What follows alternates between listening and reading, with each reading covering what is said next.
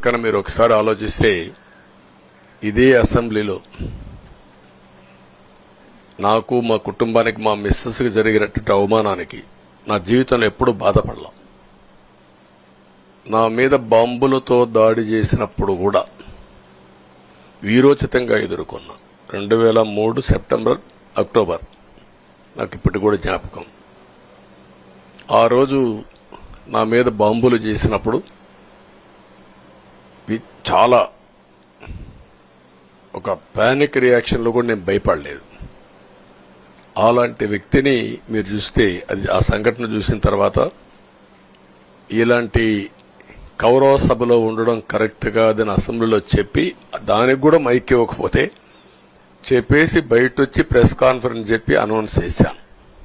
మళ్లీ క్షేత్రస్థాయిలో గెలిచి అసెంబ్లీని గౌరవ సభ చేసి అసెంబ్లీకి ఎంటర్ అవుతానని చెప్పాను.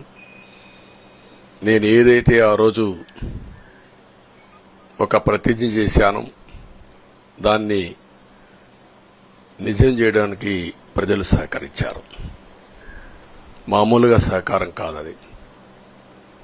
నేను ఇన్ని సంవత్సరాలు చాలాసార్లు చాలా ఎలక్షన్లో గెలిచాం, కొన్ని ఎలక్షన్లో ఓడిపోయాం. ఎలక్షన్లో ఓడిపోయినప్పుడు నేను ఎప్పుడూ కుంగిపోలేదు. ఎలక్షన్లో గెలిచిన తర్వాత గంతులేయలేదు. నిబ్బరంగా ఓడిపోయినప్పుడు ఒక బాధ్యత ప్రతిపక్షంలో ఉండి పనిచేయాలి, గెలిపించినప్పుడు ఒక బాధ్యత ప్రజలకు మెరుగైన సేవలు అందించి వాళ్ళని ముందుకు తీసుకుపోవాలని ప్రయత్నం చేశాం. ఎప్పుడూ ప్రజాప్రచారనే ఉన్నాం.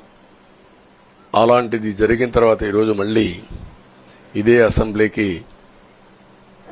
నేను ఏదైతే చెప్పానో అది చేసి వెళ్ళడం అనేది ఒక తృప్తి, ఒక గౌరవం. ఆ గౌరవాన్ని నిలబెట్టిన ప్రజలను కూడా మనస్ఫూర్తిగా అభినందిస్తూ మీ రుణం తీర్చుకుంటాం. ఏ విధంగా పనిచేయాలో పనిచేస్తాం.